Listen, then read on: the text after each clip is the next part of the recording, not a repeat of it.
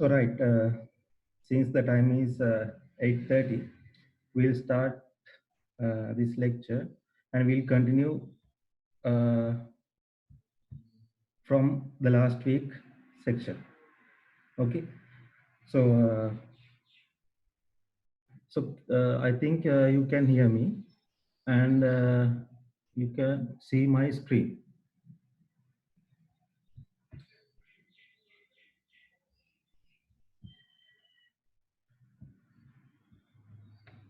Okay.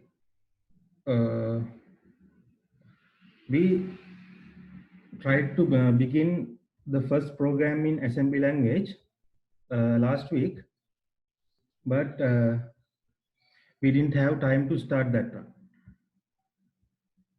So today, from that point, we'll continue. So first, open your terminal using Control Alt T.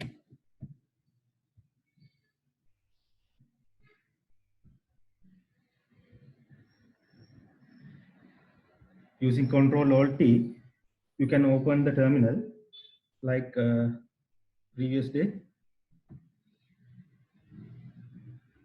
So before creating any file, you should first go into that directory. You should first go into that directory to create any file, right? So in order to go to that directory, you should change into this directory. So it is now we are in home directory. Now we are in home directory. So we have to change back to this my program in desktop directory. My program in desktop directory. Right. So how to do that? You can do that with a single command, as I told you last week. So CD stands for change directory. Right, CD stands for change directory. Change directory into desktop.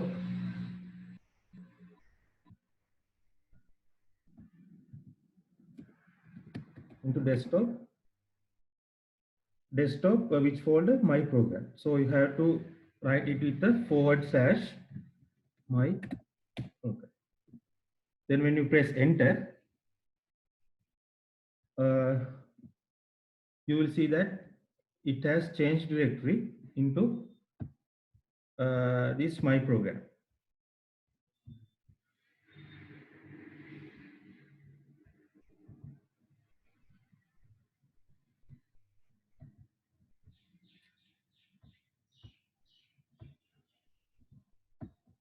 So still people are admitting.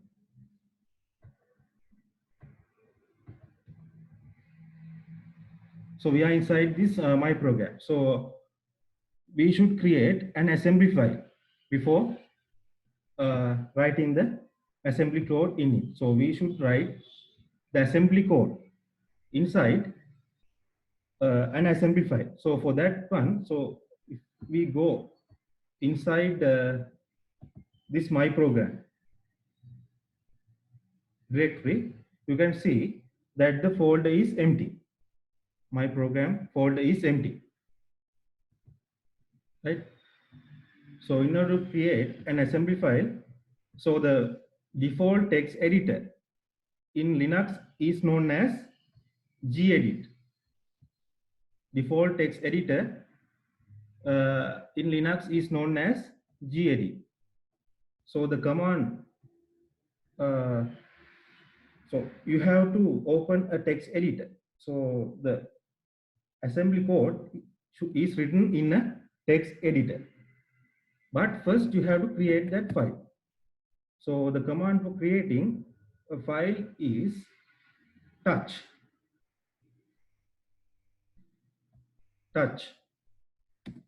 So my name of my assembly file or script will be, I'll say a notepad, and the extension should be in assembly. The extension should be in assembly. I'll say a notepad dot ASM. Touch a-node1.asm. What we'll do it will be, so we are inside this directory desktop, my program directory, which is empty at the moment. But when you give this command touch a-node1.asm, it will create a file known as a-node1, which is having the assembly format. That means assembly extension. It will have assembly extension.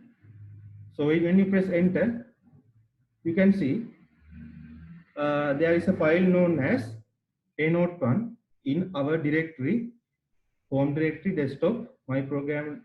In this directory, there is a file with name a-node1.asm. So the command for creating is touch.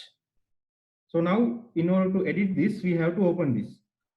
Either you can double click this using the graphical user interface, or you can explicitly ask the operating system to open this using gedit.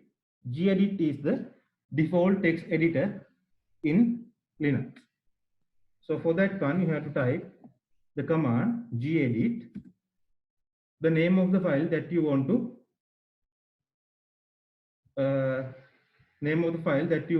open. So I want to open this a-node1.asm. So a-node1.asm. And in order to open this in gedit and go into the next command, with that one, you have to press the symbol and. So I want to open this one in gedit. What I want to open is this file a-node1.asm, but I want to go into the next command, so I have to specify and, which is a symbol, right? So it will give and go into the next command while it will open the text editor, gedit, and it has opened a-node1.asm. It has opened a-node1.asm in gedit. So the command was gedit a-node1.asm and, right? Okay. So the previous day content lecture I have already shared with the coordinator. I hope he has shared it with you using Google Drive. I sent it yesterday, the previous day content and today's workshop questions. This one I shared yesterday with you. I shared this one yesterday with you.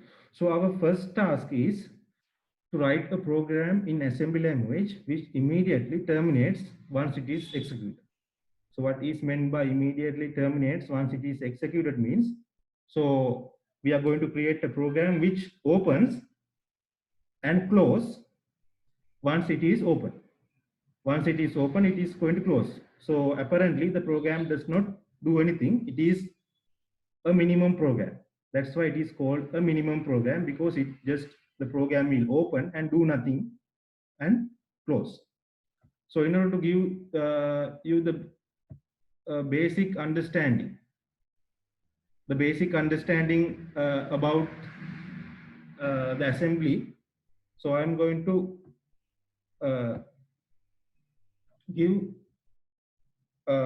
write the first program, the minimum program in assembly. So in assembly, we have something known as directives. So the first keyword section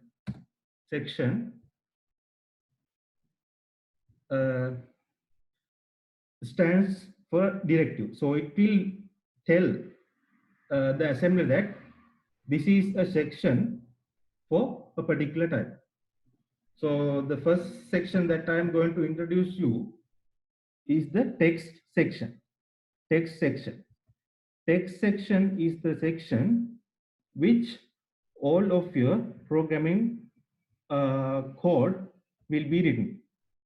That means the assembly code should be written inside this text section, and a section should start with a full stop. section name should start with a full stop, and the section is a directive. So we call this one as a directive because it directs the assembler, or the if this was in a high level language like C, it is a directive. It is for the compiler. If it was in a high level language, it will ask the compiler, okay, this is this section, like that. So another example for a directive is include, the keyword include. We'll see how the keyword include works in a later workshop, but for the moment, knowing about the section is enough. So the comments in assembly is written after a semicolon. So if you press a semicolon, that means this is a comment.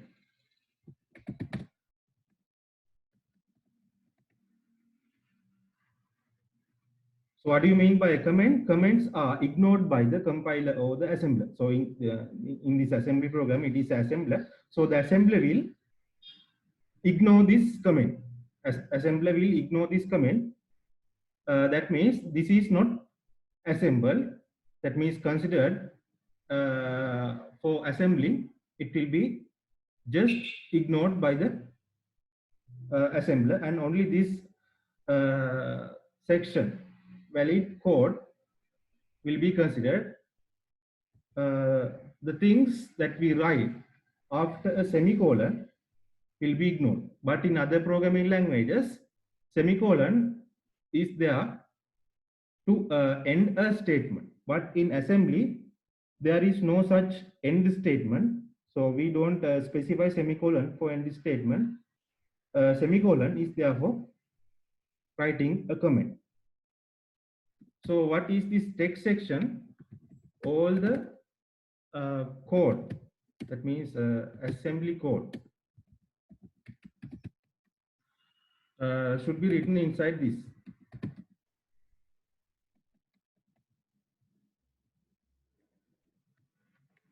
Inside text section.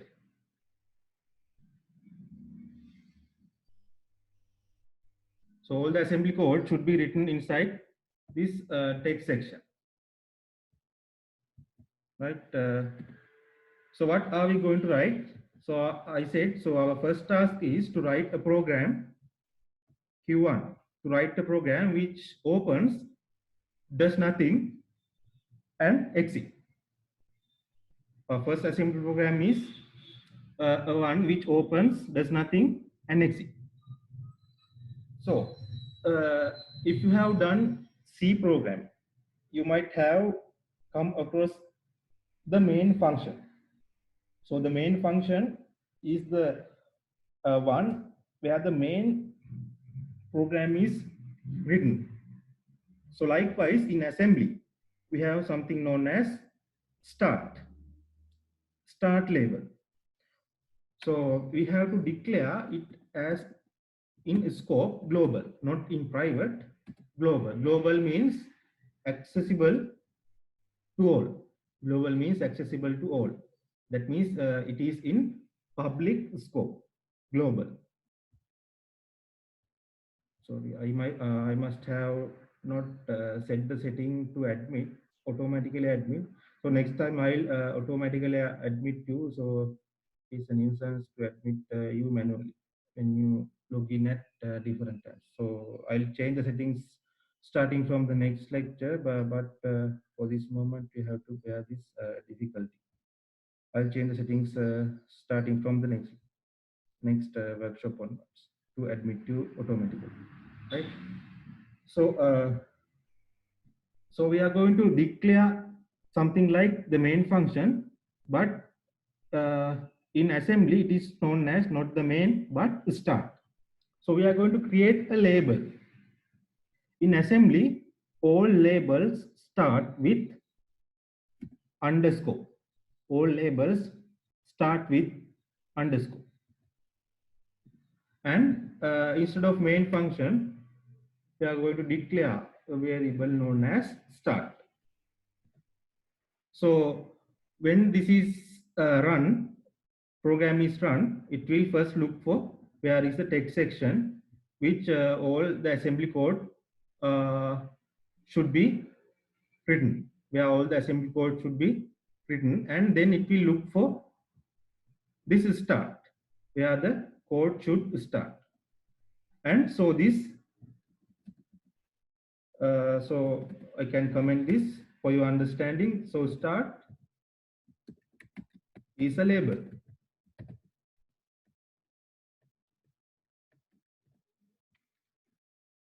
And the program execution begins here.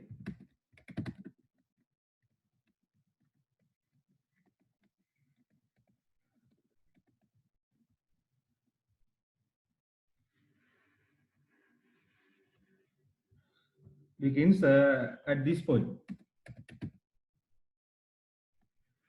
Your assembly program will begin here, and it will begin to run here. So once you have declared this label start, so you have to tell the program to start from that section. So we have to go for that one. So we have to go to that label by this format. We have to type the label name. We have to type the label name with colon, with this symbol. So if we type a label name with colon, that means we are going at this point. So what is a label? Label is containing the memory address. Label is containing the memory address. So I can comment here. Label start is containing the memory address of the program beginning.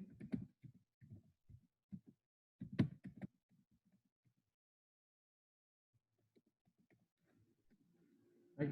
So even though I write these sentences, it will not be assembled. It will be ignored by the assembler, right? So now we are going to start. So what I said, it will start the program. So now we have started and do nothing but execute. So last week I said about interrupts, about specifically about system calls, in other words known as software interrupts. So even though we start the assembly program, we have to stop it by using a software interrupt. The software interrupt. So we can issue a software interrupt for Intel processors using the command interrupt. So this is the command. So when we write programs as a habit, we will write this one with a tab. These labels and sections we'll write at this tab location, and we'll write all the code with a tab for easy reading of the program. So make it a habit when you are programming, right? When you are programming, make it a habit that you type the less valuable code with a tab, right? So in this assembly, we can call the software interrupt using the command int. Int does not stand for integer. Int stands for this software interrupt. So last week I introduced what is an interrupt. It is a disturbance. So we are going to disturb the CPU. So the program just began, and then we are going to disturb the CPU with our interrupt. So interrupts have different, so interrupts are identified by its interrupt number. So we are, for the termination, we are going to call, we are going to use the 128. The interrupt is identified this number. Interrupt is going to identify this number. So we are going to call this particular interrupt 128. So 128 is in, sorry, there are 5 people waiting.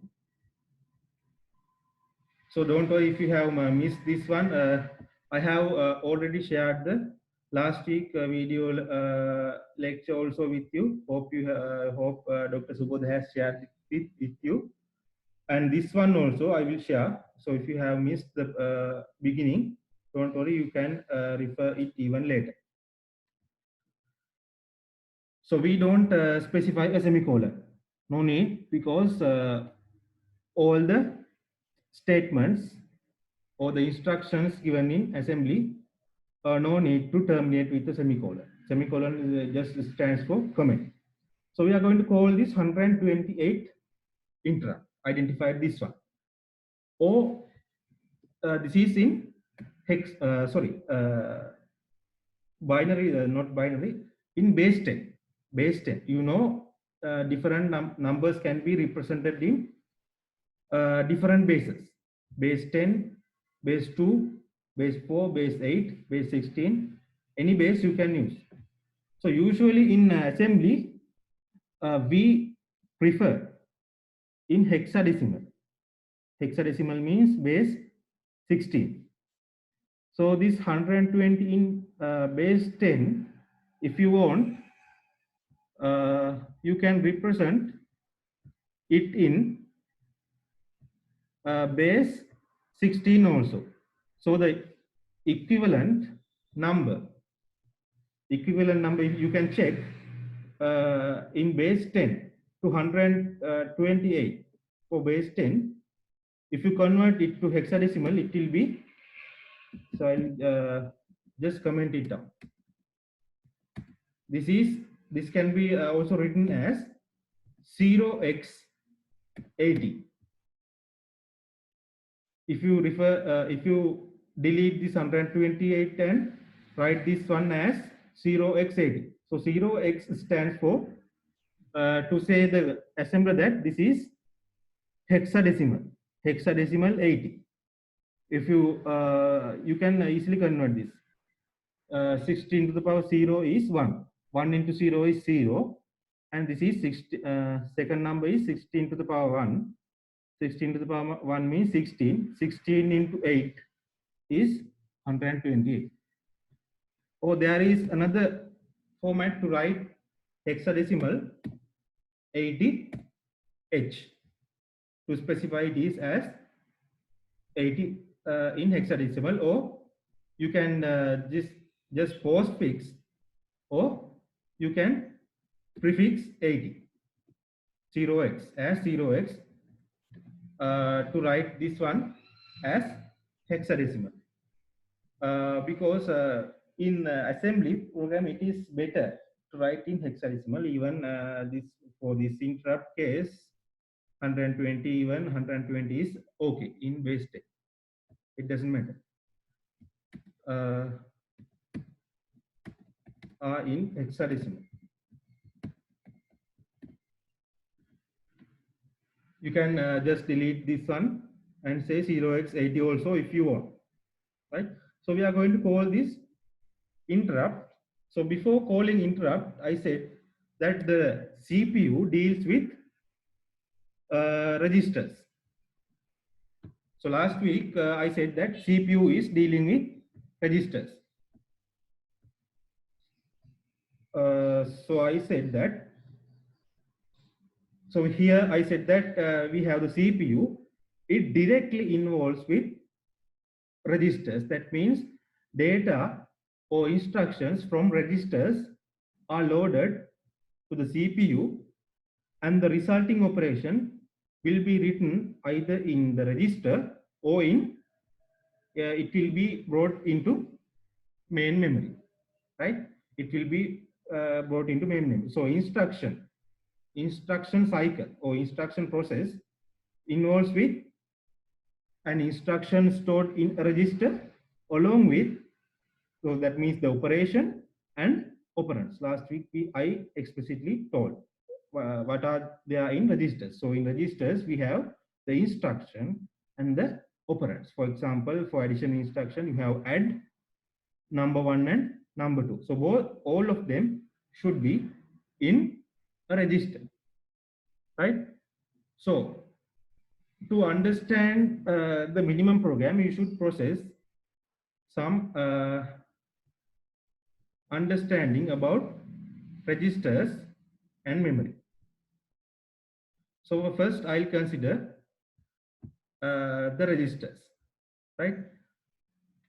So at this stage, you need not to understand. So there are a lot of registers, different types of registers.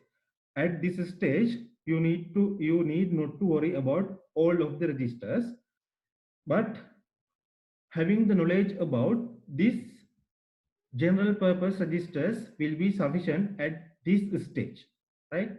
So we have 8 general purpose registers. So these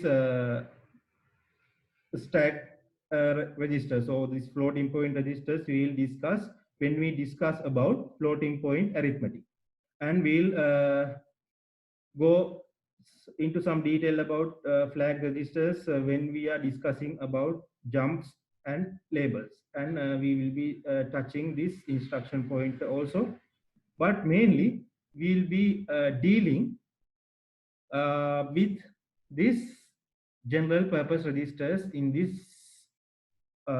course, right? So having an understanding about what are these, what is this EAX, EBX, CES, what is this, will be useful for you in even to write this minimum program which does not do anything.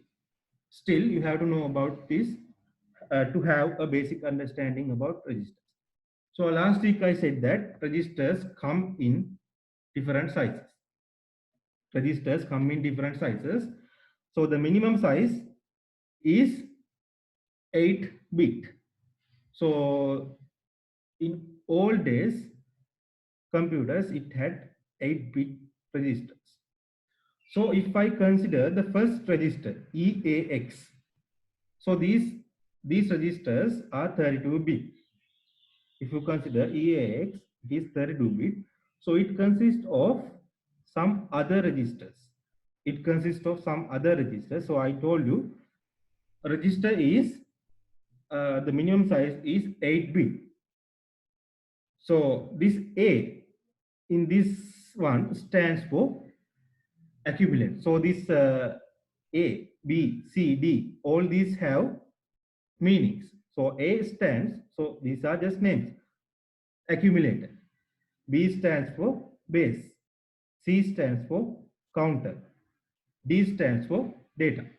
So what is the specific purpose of this accumulator, base, counter, data? You will understand when we are going to print a statement into the console or screen, and when we are going to get a user input from the keyboard or the standard input, when we are going to write something into the standard output or screen, then you will understand what is the specific purpose of this accumulator, base, counter, data, etc.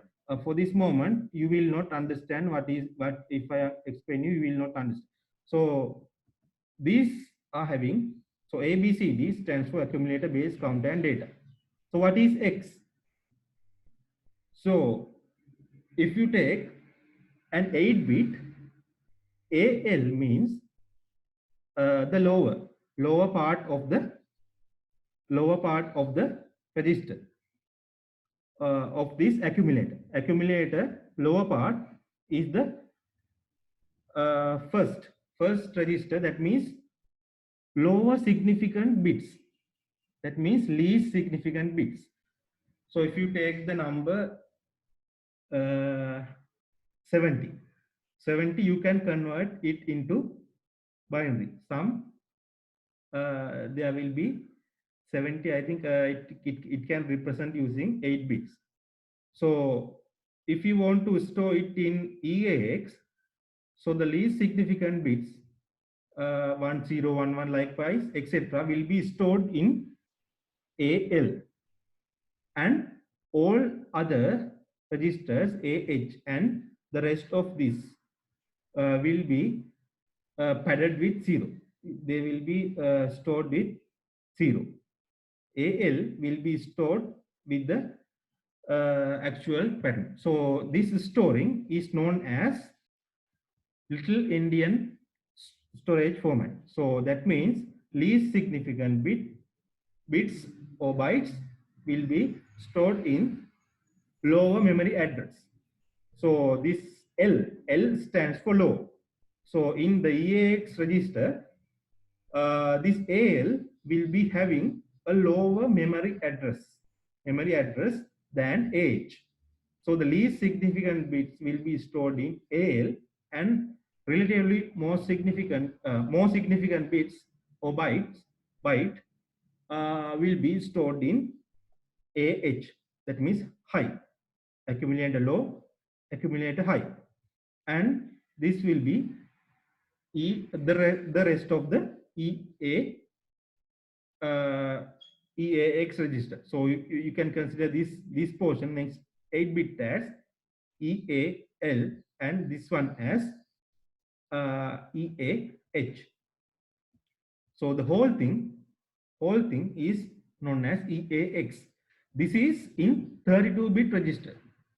But the modern day computers, that means the computers that we have, and I think most probably you will also be having. So I don't think that you are joining this Zoom meeting with a Pentium 4 or lower CPU. Most of us are having 64-bit processors or CPUs capable of bearing 64-bit registers. So at that time, it will be known as, so this E will be removed. It will be known as RAX. 64-bit registers stands with the letter R instead of E. If you have E, it will be 32-bit. If you have R, that means it will be 64-bit. That means there will be another 32-bit register stacked into this EAX register. There will be another 32-bit register stacked into this EAX register to form RAX 64-bit register. RAX 64-bit register. Similarly, the other 64-bit equivalents of these 32-bit registers will be RBX, RCX, RDX, right? So the function of this one, I will discuss in a little while, right? When we are writing the minimum program. So in addition to these first 4 general registers, there are 2 more known as source index register SI, and this extended version in 32-bit. This is a 32-bit. SI is 16-bit. Source index, destination index. They will be less used. We will use this one if these registers are filled. We will use this one. And the stack pointer, we will use that when we are discussing about the stack. No need to worry about these registers at this stage, at your stage, at this initial stage, right? Right. So we'll go back. So that is the register knowledge that you need to possess in order to write the minimum program at this stage, and we'll discuss about the rest of the registers later when we go into deep stuff. That means detailed stuff. We'll discuss about rest of the registers. For this moment, possessing knowledge about these registers will be this general purpose registers will be sufficient. So remember that the 64-bit equivalents will be RAX, RBX like that. Right. So we can shift to our program.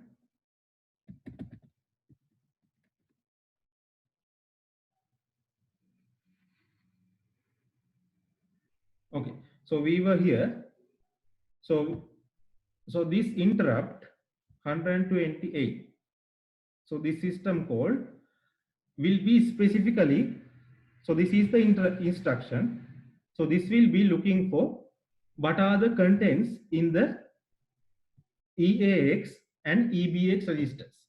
EAX and EBX registers. This will look for the contents in the EAX and EBX registers. So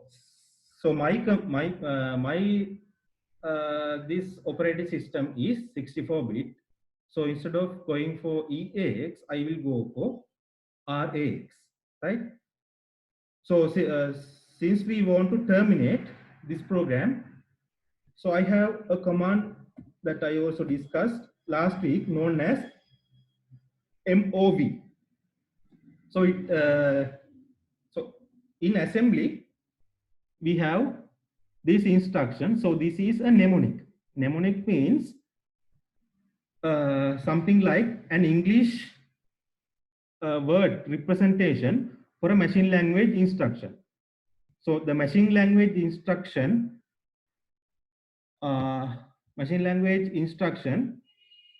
is a binary instruction, and in assembly we can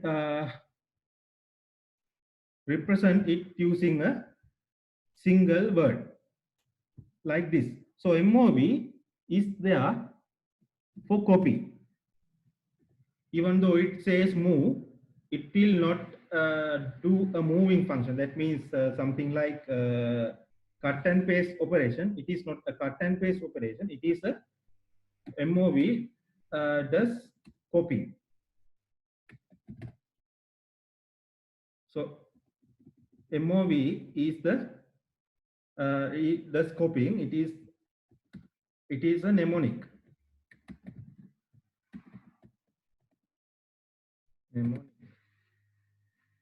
That means mnemonic is a symbolic representation of an instruction.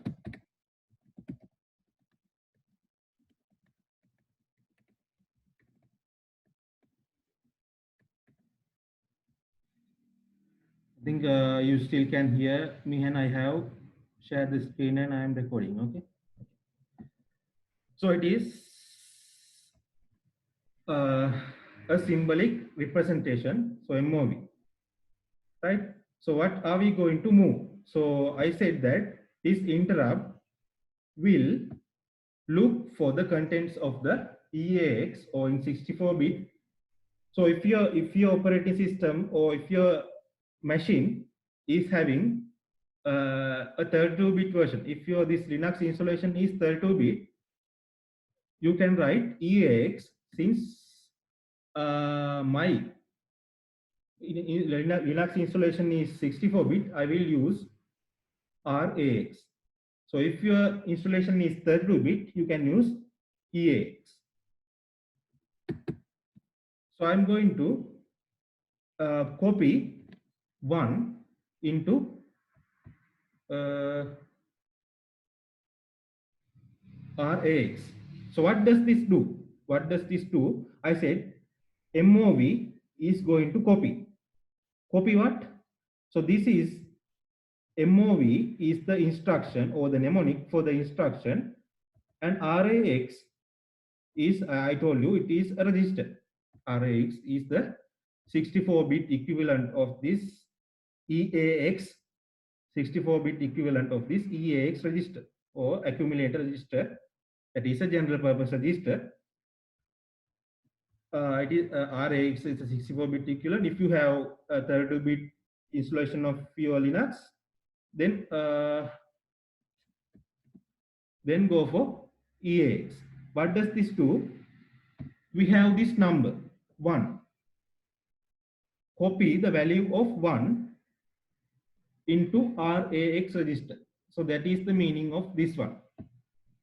So what does this do is, so I'll comment, this will copy value 1 into RAX register, copy value of 1.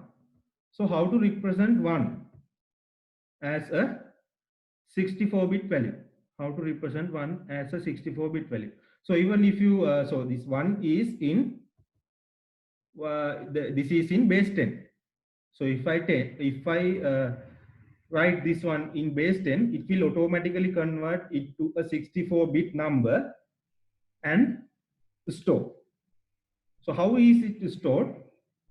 How is it stored will be,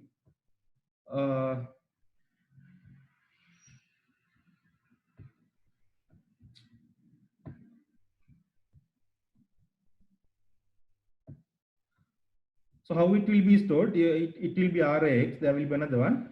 So it will be converted into 64-bit. 64-bit representation of number 1 will be 0, 0, 0, 0, 0. 63 bit, first 63 bits will be 0 and the last bit will be 1. So that last bit will be stored in this AL register. The last bit will be 1. All others will be 0, 0, 0, 0. Likewise, all will be 0. That is the way this will be stored in RAX register.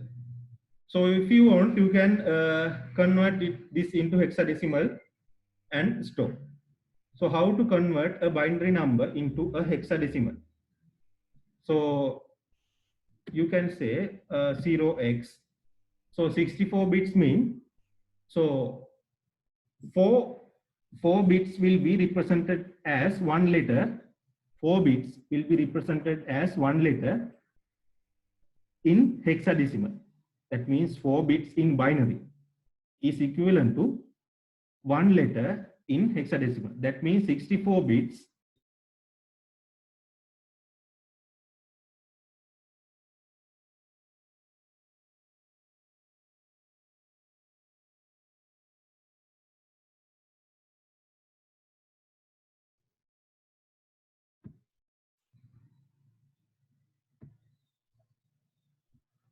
Okay, I think the connection was lost certainly due to unknown reason. So I think you can hear me again, and I'm sharing screen and it is recorded, right?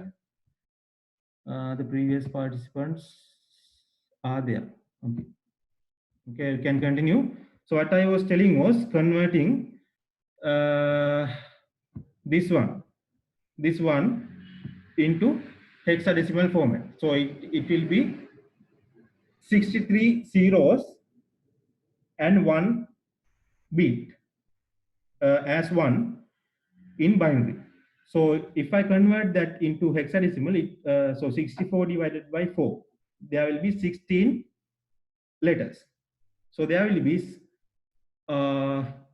15 zeros. 15 zeros, 1, 2, 3, 4, 5, 6, 7, 8, 9, 10, 11, 12, 13, 14, 15. 15 zeros and 1. 1, 1. If I convert this number into hexadecimal and store it in RAX register. But actually we don't need to do this. Even if I specify this in base 10, it will be converted into base 16, no, hexadecimal or binary, and it will be done by the assembler and compiled. But for your understanding, so this is how the one will be actually stored here. One will be actually stored like that.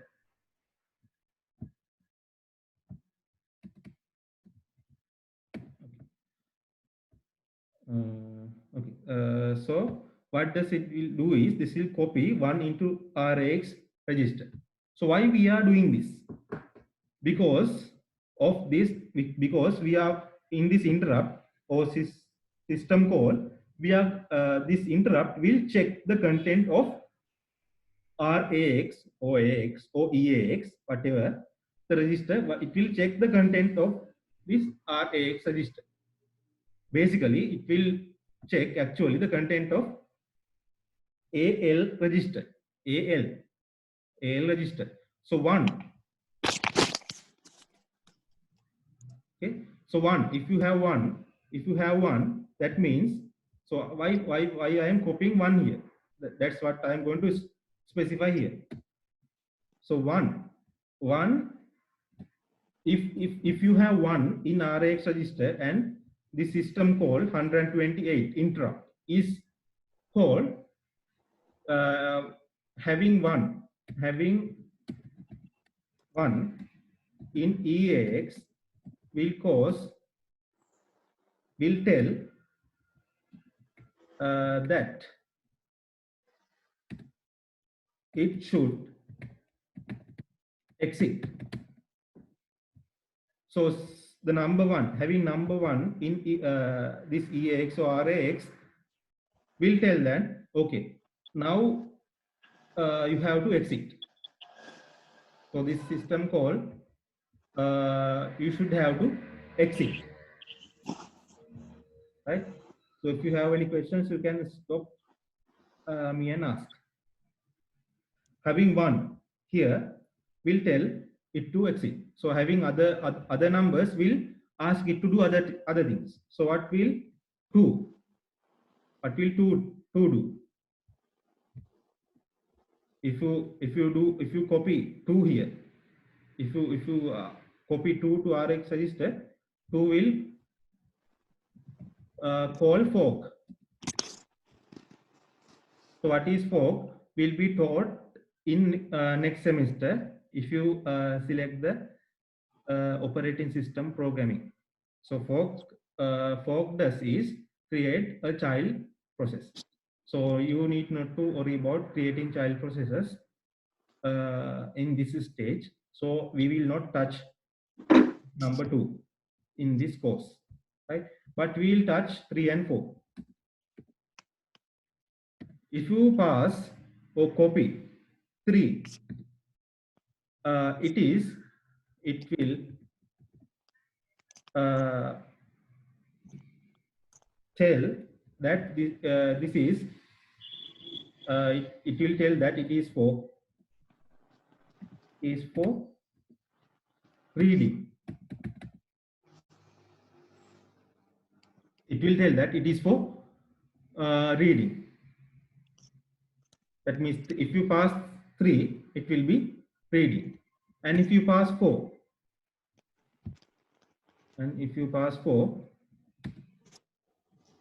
four is for writing. What is reading and writing? Writing means reading. Reading means reading from user. That means a standard input, reading from keyboard. Writing means printing to the standard output, that is the screen, or writing for another file.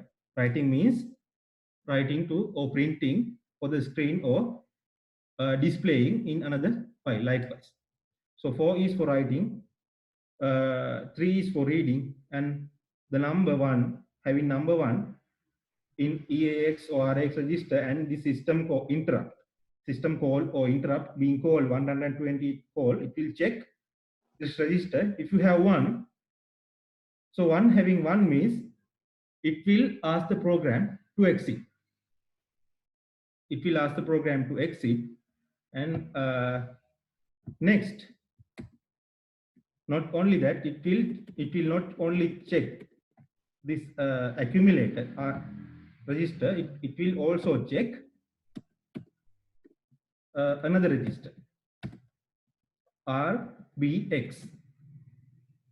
So I will just omit, so it should be set to 0. So this is like the argument of this one. This is like the argument of this one. That means if you have the system exit call, that means 1, RBX, that means the base register should be set to 0. So 0 setting RBX to 0, you have meanings. You have meanings, right? Setting 0, it has 3 meanings: 0, 1, 2, and 3, right? 0 means standard input. So standard input means standard input is keyboard. Standard input is keyboard.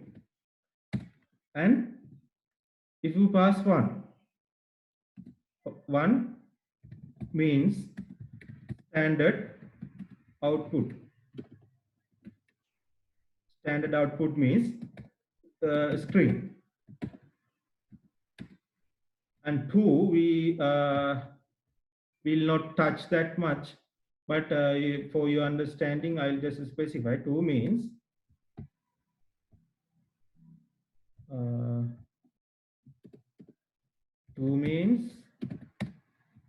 standard error.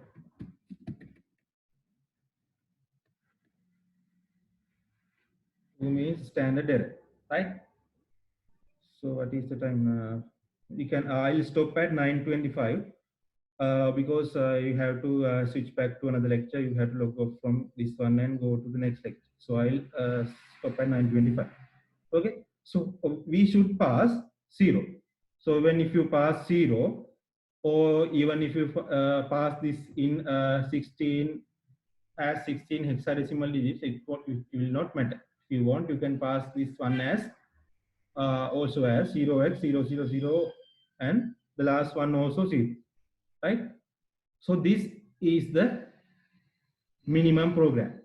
So what it will do is it will start, and once it is started, these registers will be Rx will be set to 1, RBX will be set to 0, and this interrupt or system call will be called. 128. 128 will check for contents of RAX, RBX, and RCX and RDX also. But if RAX is set to 1, it will only check RAX and RBX. So because the system call exit need not to check RBX, RCX and RDX. The system call exit need not to check RCX and RDX, but the system call this if it was 3, that means for reading operation or writing operation, you should specify what are the things in the RCX register and RDX register also. You should specify what are things in the RCX and RDX. If it was if this system call number was 3 or 4 or 2, we will not touch here. But if it is 1, we only RAX and RBX register values will be sufficient. So once we have created, so now we have finished creating our minimum program. So what we are left is to assemble this, because the computer, the CPU does not understand this. This is in assembly language. So we should convert that into machine language. For that one, we have the assembler known as NetWide Assembly in Linux, or in other words known as NASM.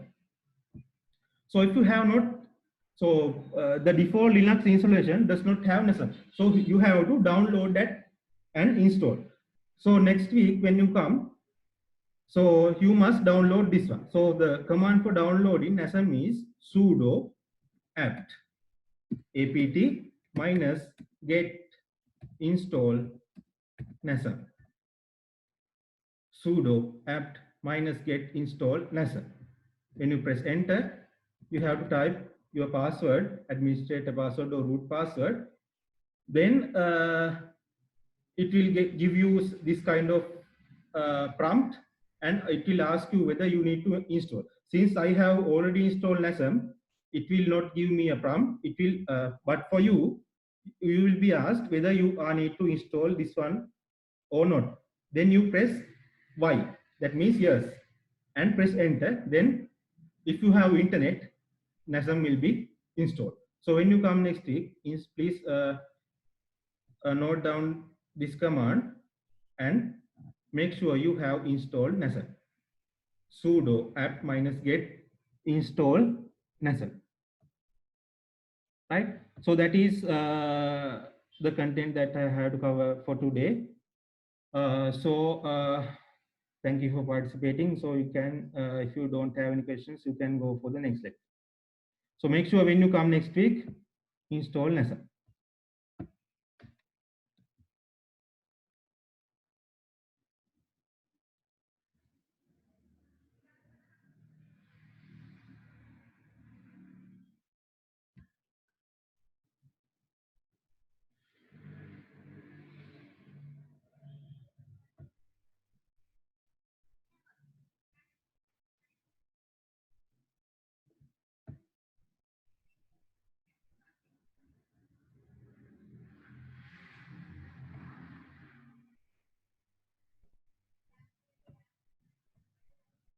Right. Since you may not have any questions, so I'll end this meeting now.